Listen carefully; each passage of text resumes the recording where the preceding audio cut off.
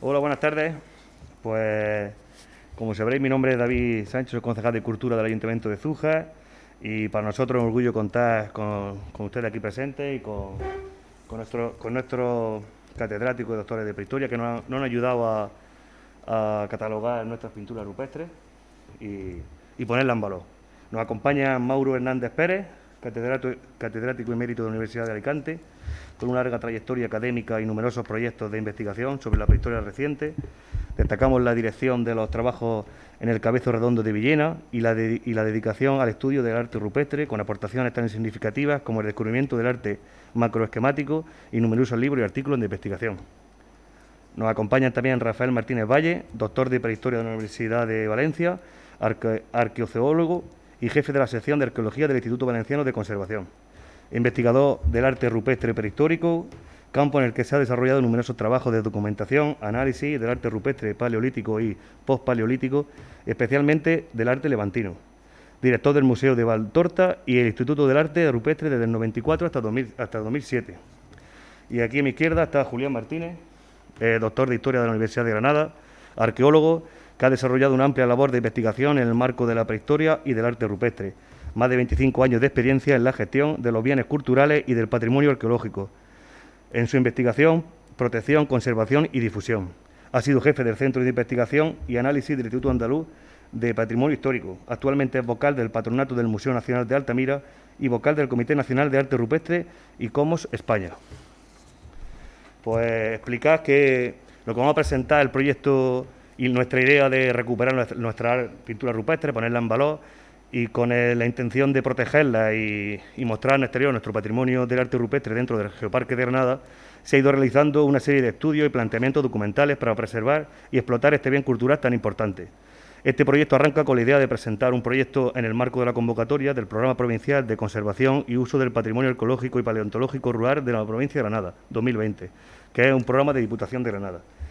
La siguiente fase será la protección, pues estamos a la espera de la aprobación del proyecto para una segunda convocatoria del programa de conservación y esperamos poder ejecutar el próximo año el vallado, los paneles informativos y un pequeño sendero informativo para poner en valor este bien cultural tan importante, de una forma segura y respetuosa. El proyecto aborda una acción integral sobre el arte rupestre de Jabalcón, dando salida a diversas necesidades administrativas en cuanto a su conocimiento y documentación, valoración patrimonial, protección y conservación de un bien tan frágil. Se han realizado una fotogrametría del abrigo, documentación digital de las pinturas rupestres, técnica analítica de identificación de componentes minerales en los pigmentos y se ha dado soporte a la promoción y medidas de protección de conservación que garanticen el acercamiento del uso del bien. A continuación, pues nos explicarán Julián y los aquí presentes por el proyecto y muchas gracias. Nada.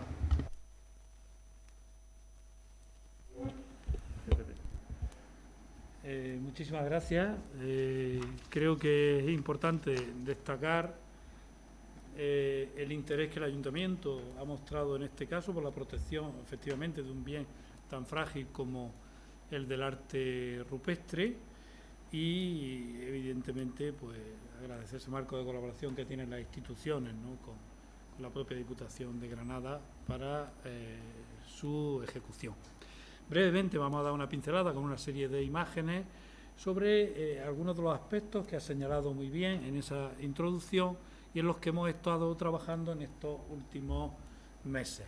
Aprovechamos el contexto, además, de que se produce pues en un día como el de hoy, en la inmediatez del Día Europeo del Arte Rupestre, y colaboramos en este sentido pues a difundir en un contexto más amplio actividades que tienen que ver con un patrimonio prehistórico como es este que nos ocupa.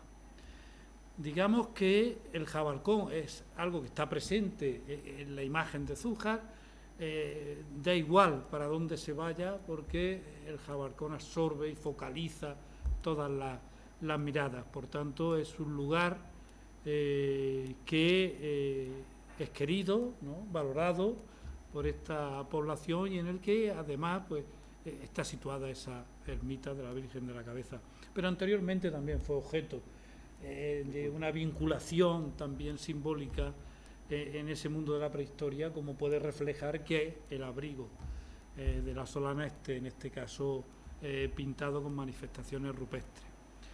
Ya en el 15, Motos y el Abate Abril pensaban que era un lugar muy excepcional y que podía haber arte rupestre en este sitio. De hecho, vemos en esta curva tan remarcada aquí como, ¿no?, el Jabalcón presenta una altitud relativa importante y genera esa focalidad que hablábamos en el paisaje. Como ya se señalaba, se trata de un proyecto que tiene una visión global, ¿no?, desde el estudio, la protección y la conservación hasta la difusión y el posterior uso público. Análisis, prospección del cerro, identificación, estudio de las pinturas, documentación digital, pigmentos, efectivamente, con trabajos posteriormente completarán de laboratorio y gabinete. El objetivo final es dar soporte a esa promoción de medidas de protección que necesita este lugar, este abrigo, a la conservación y garantizar, como decíamos, el uso público del mismo. Se ha realizado una prospección por todo el cerro, hemos estado dando saltos por esas pendientes a veces imposibles, donde los abrigos que nos iban apareciendo pues han sido chequeados, ¿no? Hay diversas tipologías de abrigos.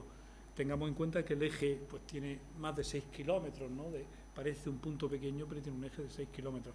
Hay numerosos abrigos, como digo, y ahí hemos estado trabajando, ¿no?, acercándonos a ver si hay más manifestaciones o había más manifestaciones prehistóricas. En algún caso hemos encontrado, pues en uno de ellos, la presencia de restos de una puntuación de una barra, pero no tiene nada que ver con el material que quedó reflejado, ¿no?, y acogido en este abrigo del Jabalcón. Aquí tenemos pues una vista aérea, ¿no?, donde se ve perfectamente donde está situado ese abrigo al pie del brutal escarpe que genera ese gran frente rocoso y que recibe el amanecer del sol, ¿no?, al este orientado, como decíamos, en esa solana del cerro. El abrigo no es muy grande, ahí vemos esa escala con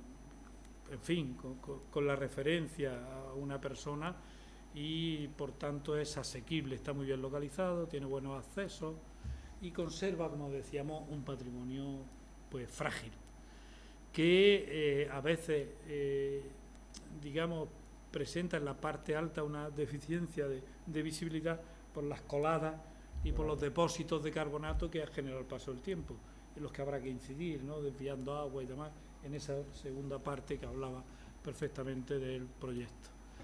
Cuando tratamos la imagen, evidentemente las figuras se reavivan, saltan y podemos perfectamente ir estudiándolas, como aparecen esas composiciones más rojas y debajo estos perfilados de antropomorfos naranjas que lógicamente nos remiten a varios momentos de ejecución.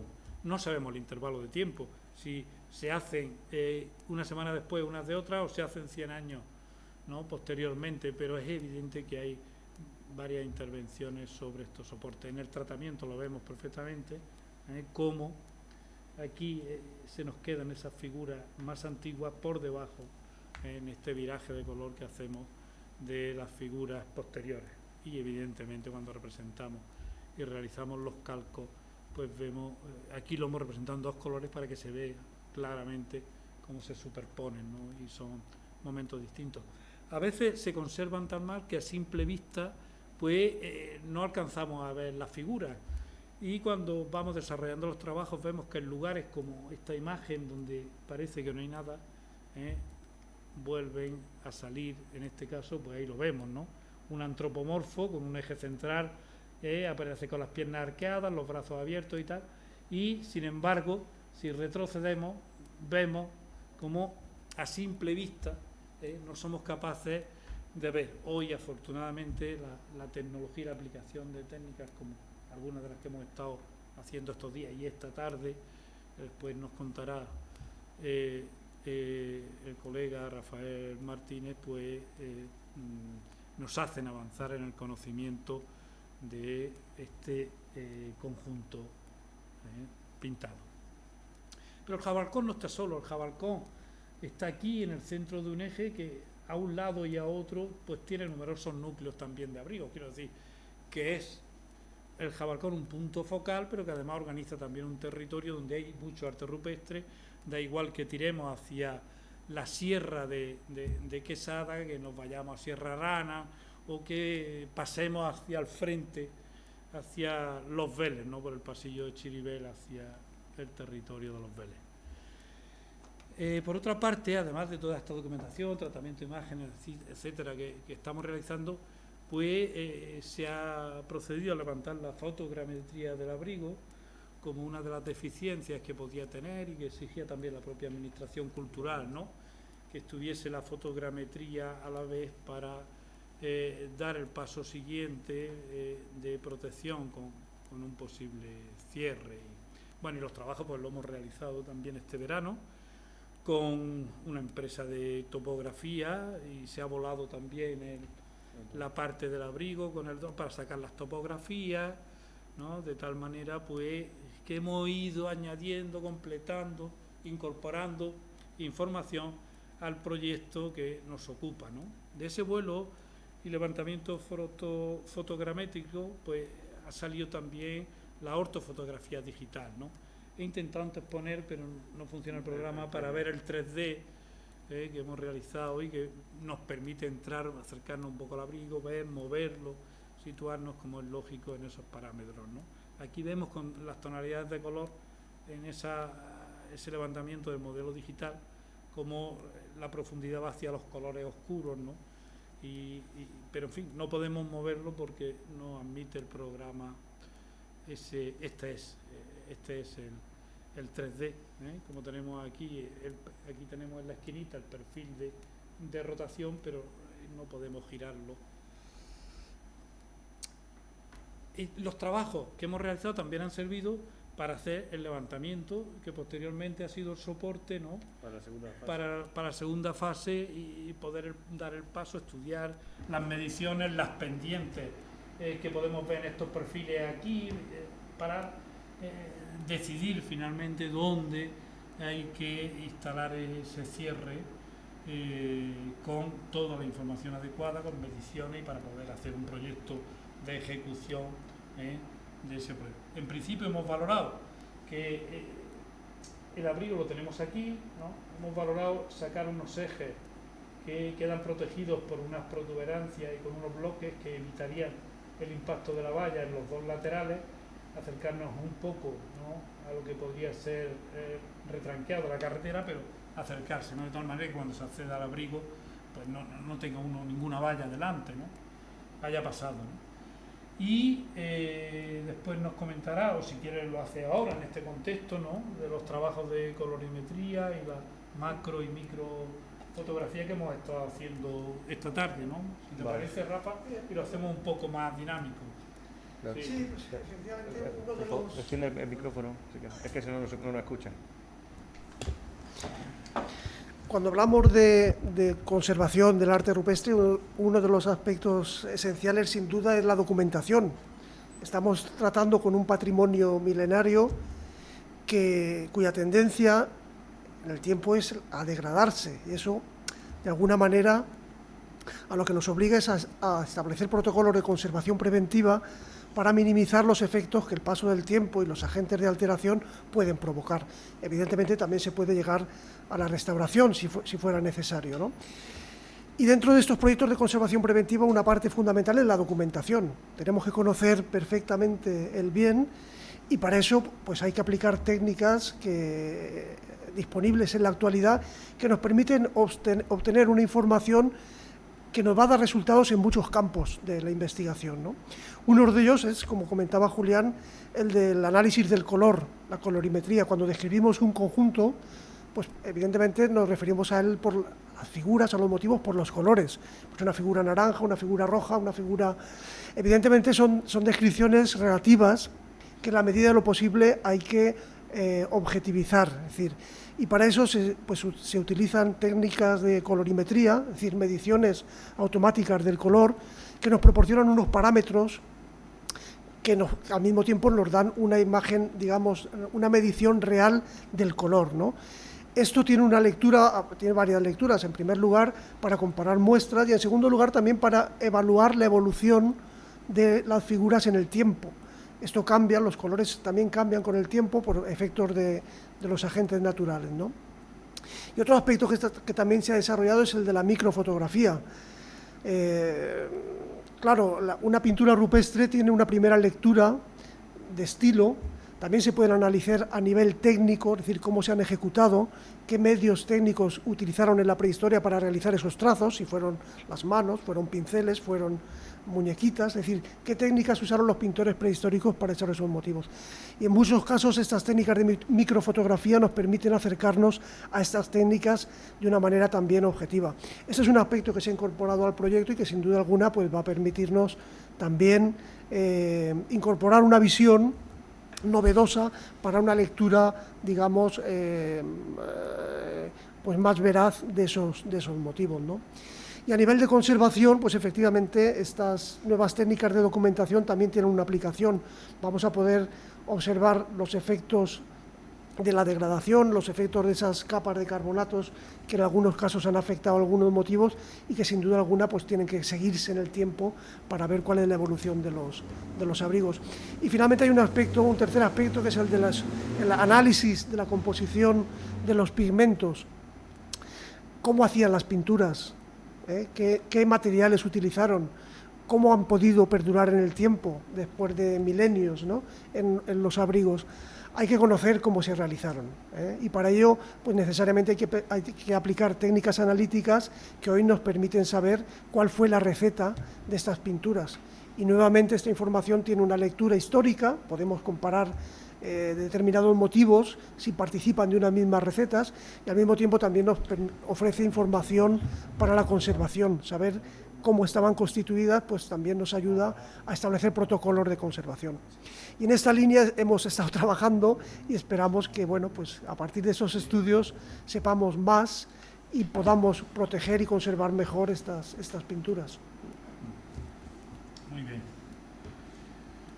Pues esa parte, digamos, que es la que hemos terminado precisamente hoy, ¿no? De recoger todos los datos que tienen que ver con estos aspectos que nos ha estado contando Rafa. Digamos que antes nos habíamos quedado en esos soportes, vemos como finalmente el próximo paso, después de la conglomeración, esta agrupación del estudio que hacemos en conjunto del abrigo, tiene que ver con la propuesta que hay para encima de la mesa para el 2022, ¿no? Claro. Y que pretende pues finalizar, ¿no? con este ámbito de garantizar la conservación y la protección, y que además se pueda dar un paso más allá en la difusión, puesto que va a estar controlado, ¿no? Y en este caso pues digo, pues tenemos esos elementos, ¿no? Con el retranqueo que podemos ver ahí, en una propuesta que luego habrá que ajustar, porque claro, la topografía del terreno nos va a obligar, ¿no? con esa senda que llevará una puerta de acceso hasta arriba, y donde pues, se generará la información adecuada de paneles, las visitas que podrán ser guiadas, etcétera, etcétera, y que será una fase que yo creo que le dará el nivel que se merece a esta estación rupestre, ¿no? Y claro, todo el conglomerado digamos, de información, pues nos va a hacer también avanzar en numerosos aspectos, como nos ha planteado aquí anteriormente, ¿no? Y bueno, pues nos queda por delante todo este trabajo ahora de gabinete, de organización de todos los datos, y desde que hemos empezado con la prospección hasta la última analítica, para formalizar ese documento y esa, esperamos que nueva valoración del abrigo, ¿no? Si me parece al profesor, pues le damos también la palabra para que nos dé, en este caso, su propia percepción del proyecto y de lo que nos ocupa. Hola, buenas tardes.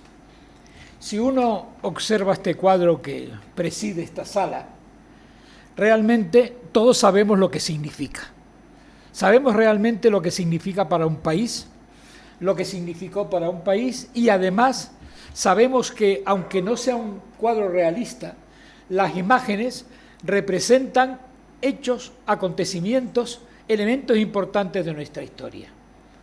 Hoy lo sabemos porque estamos muy cerca en el tiempo, y también porque tenemos una documentación escrita que nos han contado, incluso nuestros padres, lo que significó esa historia. Pero cuando nos llevamos hacia atrás en el tiempo, cuando no tenemos documentos escritos que nos expliquen la mentalidad, las creencias de esas personas, nosotros tenemos que buscar otros elementos. Nosotros tenemos que intentar averiguar qué pensaban aquellas personas que no sabían escribir porque todavía la escritura no se había descubierto. Aquellas personas incluso que, aunque supieran escribir otras personas de su tiempo, tampoco ellos sabían de escribir.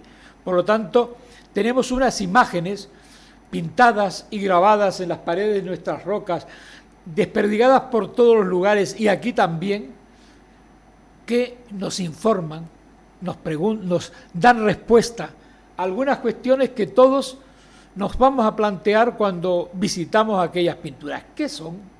¿Qué significan? ¿Quiénes las hicieron? Realmente tenemos que buscar elementos nuevos y viejos para acercarnos a esa realidad, para poder saber lo que significa, porque si no, son simples dibujos en la pared.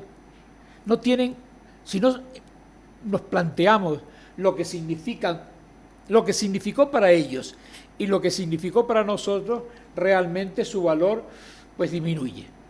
Si nosotros nos acercamos, y quienes pasamos desde el Levante hacia Granada muchas veces, pasamos por la autovía o autopista, lo primero que nos llama la atención es esa mole física que está en un paisaje. Y esto nos llama la atención, nos focaliza en este punto. Ese punto que para nosotros hoy tiene un interés, debió tenerlo también para las poblaciones del pasado. En un llano, relativamente llano, evidentemente destaca ese extremo. Y es ahí donde, por razones también que desconocemos, pero que tenemos la obligación de preguntarnos y dar respuesta, en un momento dado pintaron unas imágenes. ¿Cuándo fue ese momento? Nosotros lo sabemos por las formas que tienen las figuras que están pintadas, que entre hace 5.000 y 3.000 años se pintaron esas pinturas. Eso resulta incuestionable porque es las fechas que se dan a ese estilo de pinturas en toda España, porque ese tipo de pintura no existe. Con algunas variantes existe en otros lugares, pero básicamente es una pintura exclusiva, es el llamado arte esquemático de la península ibérica. Y por lo tanto, nosotros esas imágenes ya sabemos que pertenecen a un horizonte. Y ahora, ¿qué es lo que se pinta? Y aquí viene la discusión de siempre. Evidentemente se pintan cosas que, como son esquemáticas, no reflejan una realidad muy concreta, que permiten, nos hacen volar la imaginación, y hoy hemos estado discutiendo sobre lo que significan, lo que representan primero, qué se representan allí, y luego lo que significan. Lo que nos llama la atención es que en ese punto, en un punto que domina el entorno, en un punto que domina las tierras, que fueron susceptibles de ser ocupadas por unas poblaciones que ya conocían la agricultura de cereales y que conocían además la ganadería doméstica, dominaban ese territorio, y esas imágenes vienen a representar imágenes, acontecimientos o no sabemos qué. Y uno de los elementos que nos llama la atención son el predominio de figuras humanas muy simples, casi dibujadas con los hilos de una línea vertical y 2 trazos o 4 trazos para representar los brazos y las piernas. Son indudablemente figuras humanas. Son dioses, son chamanes. ¿Quiénes son? Hay unas imágenes que sugieren pues otras cuestiones. Hay 2 imágenes extraordinarias que son estos ídolos oculados, es decir, una figura humana o un ídolo con una barra vertical, con un arco para representar la cabeza o un tocado, y además una barra y 2 piernas. Se dice que esos 2 puntos que están ahí son la representación de los pechos, pero en el caso de nuestro yacimiento, si tiene dos pechos sería una mujer, pero es que también tiene falo. Es decir, es una figura evidentemente que va más allá de lo cotidiano de la religiosidad. Y esa es la cuestión que nosotros nos tenemos que plantearnos. Nosotros tenemos que plantear qué intentaron representar en ese cerro, que debió ser un elemento importante para la sociedad de hace 5, 4 o 3.000 años, más 4, 3 que 5, por las fechas que nosotros podemos manejar, que representan un elemento importante, un hito en el paisaje, como ahora lo sigue representando. Es decir, esto es un monumento natural que se enriquece con unas imágenes que demuestran su valor simbólico. Debería ser el elemento que aglutine en un territorio en torno a una idea de un paisaje extraordinario, de unas imágenes extraordinarias y unas imágenes que todos tenemos el deber de conservar y legar para nuestros descendientes. Cuando uno hoy o otros días nos acercamos al abrigo y vemos que personas a veces poco cuidadosas con el paisaje, y esto lo podemos hablar desde el punto de vista ecologista, tiran papeles en el suelo, tiran trozos del papel albal que envolvía sus bocadillos, que a veces golpean sin darse cuenta, simplemente pisando la roca, pues están perdiendo, nos están privando de nuestros patrimonios. Y por eso que nos dedicamos a esta profesión, que un ayuntamiento se decida de una manera importante a conservar el paisaje, a conservar la herencia de aquellos que nos hicieron cosas que nosotros hoy no sabemos, creo que es importante, porque el ayuntamiento se ha dado cuenta que la cultura también ayuda al progreso. Y es la cultura lo que mueve, de alguna manera, al avance cultural de este pueblo. Yo me he quedado hoy, que he visitado esto, me he quedado impresionado con esta imagen que nos preside el ayuntamiento, porque es el recuerdo vivo de un pasado, como estas pinturas lo fueron también. Es decir, que estamos ante unos elementos importantes para el desarrollo cultural de nuestros pueblos. Muchas gracias. Muy bien. Bien, pues no sé si podemos concretar alguna cuestión más o alguna pregunta que haya por ahí, o algún interés que tengáis particular en que contemos algún aspecto, ¿no? Nosotros podríamos estar hablando varios días, ¿no? De hecho, tampoco no nos acostaremos, tampoco te pasa. mañana y seguiremos hablando de rupestres, símbolos, paisaje y cultura, ¿no? Me parece muy importante este final.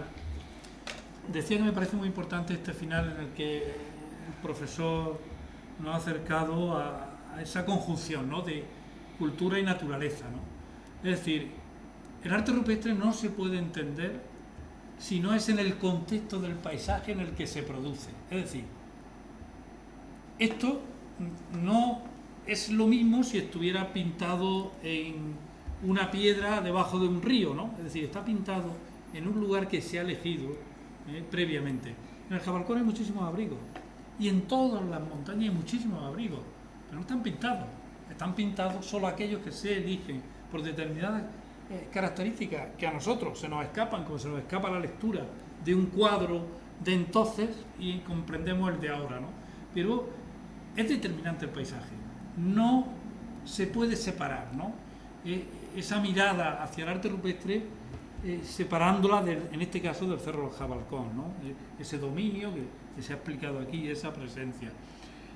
Y por tanto, eso también hay que tenerlo en una escala de protección inmediata. Claro, hay que proteger un abrigo, que es en lo que estamos. Hay que ponerle un entorno cerrado que se pueda generar una visita y que controle ese. Pero también hay que proteger el paisaje.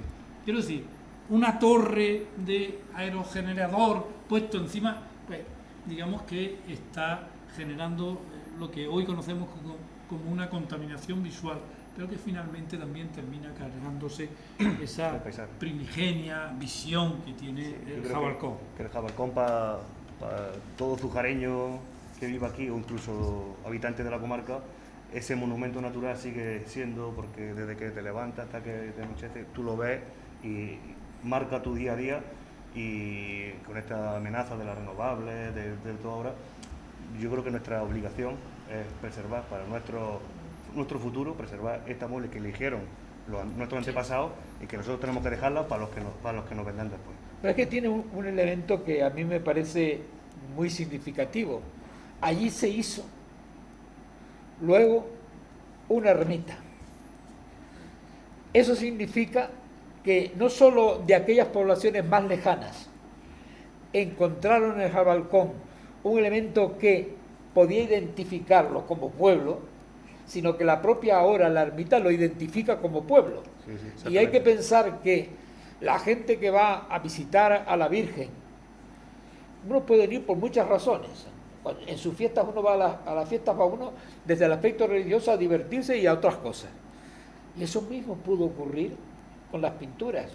Es decir, que fuese un lugar de atracción, un punto donde la gente fuera a realizar pues lo que debió ser importante en aquellas épocas. No sé, hay una romería arriba. Sí, bueno, en la romería, por ejemplo, la gente va a muchas cosas. Va evidentemente por elementos religiosos, seguro. Van también por divertirse. Van por intercambiar, por comprar cosas. Y van a buscar novio y novia. Eso mismo pudo haber sucedido en aquellas poblaciones dispersas por todo este territorio y que encontraran en el Jabalcón el lugar donde intercambiar, donde identificarse como pueblo y alimentarse como pueblo. Es decir, que hay que unir. Es decir, es un elemento que es a veces muy significativo, que los lugares donde hay elementos de pinturas, de arte rupestre prehistórico, hay luego elementos cristianos, hay ermitas, hay iglesias, y siempre esas iglesias están alejadas del lugar donde se vive. Por eso no se vivió en la cueva, se vivió seguramente en el llano, en el territorio circundante. Sabían que vamos de romería las pinturas, como 4000 años después decía la gente de aquí, vamos de romería. Es decir, es lo mismo. Es lo mismo. Pues sí. Yo me gustaría preguntar si solo hay figura humana o hay otro tipo de representación. Es que en el subido no lo he visto tampoco, no es que ha hablado para subir, pero que sí hay otro tipo de figuras que representan animales. No se ven zoomorfos. Normalmente suele haber algunos zoomorfos, pero aquí hay una mayoría de representaciones antropomorfas, ¿no? Tanto masculinas como femeninas. Y hay alguna serie de puntos, ¿no? Y unos trazos, barras, que también son comunes en todo el contexto de la pintura rupestre esquemática, ¿no? Que haya barras, que haya puntos, que haya trazos, eso existe. Y sí, efectivamente, hay muchos antropomorfos, fundamentalmente antropomorfos, con la excepción de estos dos oculados, uno masculino y otro femenino, ¿no? Claramente. Vale. ¿Tenéis que decir algo más? Y una cosa que nosotros llamamos ramiforme, que es lo mismo, pero Con muchos brazos. con muchos brazos. Que a veces confundimos esa interpretación de multiplicidad de los brazos en figuras. A veces se ven claramente que son figuras humanas y otras como que nos hacen pensar más en un árbol, ¿no? Una planta. No es raro también que un sitio tan grande como el cerro, solamente en esta oquedad, en este refugio, Pues sí, nosotros teníamos ¿Y cuántas iglesias esperanza de... hay en el otra más. cerro? ¿Cuántas iglesias hay en el cerro? Es decir, es un lugar, no necesitan más, porque yo me figuro que para muchas personas de toda esta zona, el cerro es la ermita. Es decir, se confunde todo o es un elemento. Pues lo mismo pasa con las pinturas, con que haya una, ya hay suficientes. A veces no, a veces hay más. Pero eso también yo creo que es un elemento importante que da un valor añadido a las pinturas de este cerro, que rompe el esquema de otros muchos lugares. Ahí aparece en la foto, ¿no? Detrás perdida la sagra, ¿no? Sí, Que también grita un poco diciendo, ¿y yo qué? Con este dominio que hay en todo el ámbito territorial. Pero bueno, hoy por hoy no lo sabemos, pero seguramente también. seguro. Irán se más pasajes después. Sí, claro. Y las pinturas, estas concretamente, están orientadas hacia otras pinturas, hacia algunos elementos geográficos, como por ejemplo, es que no sé si me están Sí. entendiendo, ¿verdad? Perfectamente. Sí, vale, pues eso es lo que quiero preguntar. Sí, bueno. Hay muchas variables. Siempre, digamos, en la tradición, en la historiografía, como que se daba por hecho que los abrigos estaban todos orientados normalmente al este y al sur. Pero claro, eso no es real, ¿no? Es decir, este Jabalcón está orientado al este, pero si nos vamos ahí un poquito más adelante a Vélez Blanco, Algabar, está orientado al norte. Si nos vamos aquí a Antequera, a la Peña de los Enamorados, está orientado al suroeste, más oeste. Quiero decir, hay variabilidad. Entonces, claro, pensemos que hay un condicionamiento material importante. Hay un cerro y tiene abrigo. Y se pintan los abrigos están orientados donde están. Es cierto que en el Jabalcón hay abrigos al oeste, ¿verdad? Que hemos chequeado muchos de los abrigos del oeste y lo que encontramos es un deterioro en las paredes, unos carbonatos, ¿no? Unos depósitos carbonatados muy grandes que a lo mejor si hay algo han lavado, hay colonias por la humedad de líquenes que han ido y han venido, entonces es un contexto difícil. Pero claro, no están orientadas a ningún lado que sepamos por naturaleza. Y hay un dominio hacia el este-sureste que sí es cierto, pero están orientadas a todos lados, ¿no? Este claramente sale el sol y está esperando que salga el sol, ¿no? Eso ocurre con la cueva de los letreros, está igual que esta, ¿no? Orientada al nacimiento del sol. Pero posiblemente también tenga algo que ver, ¿no? En algunos casos se está trabajando ahora en temas más relacionados con la astronomía, ¿no? Que tiene que ver con ciertos puntos de entrada del sol en los solsticios, ¿no? Y bueno, pues se llama la Cueva del Sol, por ejemplo en Cádiz, donde en el solsticio entra el sol a última hora en una raya curva que no se entiende bien, no la podéis interpretar, pero cuando el sol va circulando al ponerse, recorre la curva de la raya, que abajo tiene como un peine con rayas. Entonces, claro, parece que está relacionado precisamente con el solsticio y con ese ámbito más de calendario, ¿no? Y en algunas interpretaciones de acumulación de puntos, pues se intuye a veces que hay constelaciones representadas, pero es muy difícil, ¿no? Pero todo esto lo hemos visto que en los dólmenes, por ejemplo, en el megalitismo, pues existen las orientaciones, quiero decir, pero claro, hemos perdido mucha información, ¿no? Estamos descontextualizados. Claro, es que, bueno, te lo he preguntado porque por lo del nombre tremenda, que justamente está orientado a las pinturas que hay allí. Entonces, claro, aquí por Gafo también hay un montón de dólmenes. Y digo, no sé, porque yo no lo he visitado, digo, a lo mejor algunos dólmenes en algún sitio concreto pueden también estar orientados hacia allí, o no sé, había pensado de ello. Vamos, en Menga ocurre lo que aquí, quiero decir. La Peña de los Enamorados focaliza aquí el territorio, con menos presencia y menos imposición, es decir, es más corto el radio donde tiene influencia visual que el del Jabalcón, pero ocurre lo mismo. Es decir, y ya estaba pintada la cueva esta de Matacabra. Parece que son más antiguas que ese mundo, o por lo menos desde el inicio de ese mundo del megalitismo. Es decir, ya llama la atención, igual que aquí, y hay dólmenes que se orientan allí. ¿Qué pasa? Pues seguramente, claro, aquí el mundo megalítico, pues seguramente, ¿cómo va a estar Gorafe, cómo está de dólmenes, y aquí no tenemos dólmenes? Hay algunos datos importantes de prospecciones de antes del pantano, donde apareció por lo menos un dolmen que debe estar ahí en la raya de cubrición de las aguas, ¿no? Estamos intentando ver la localización, ¿no? Pero ahí estuvieron compañeros nuestros de la Universidad de Granada, Pedro Aguayo, hicieron la prospección cuando el pantano, y entonces ahí aparecen dos grandes losas que evidentemente es un megalito, ¿no? Y claro, pues tiene que haber más. Seguro. La ribera del río. La ribera, sí. Y luego, claro, en la parte de abajo del Jabalcón, en todo el serpenteo del río de Baza, pues hay yacimientos neolíticos y hay cobre, ¿no?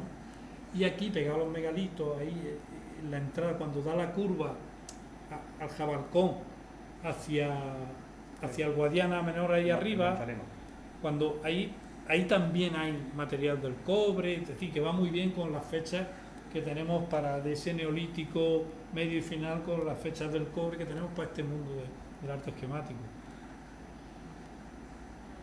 Vale. Pues ya está, pues si no tenéis nada que decir, pues damos por terminado con la ponencia. Muchísimas gracias a los tres por acompañarnos hoy y acercarnos a este mundo tan interesante a todos los presentes y los que nos verán por internet, y que cojamos conciencia de este pueblo, de lo que tenemos, la riqueza que tenemos, y que la preservemos. Muy bien. Muchísimas gracias. A vosotros.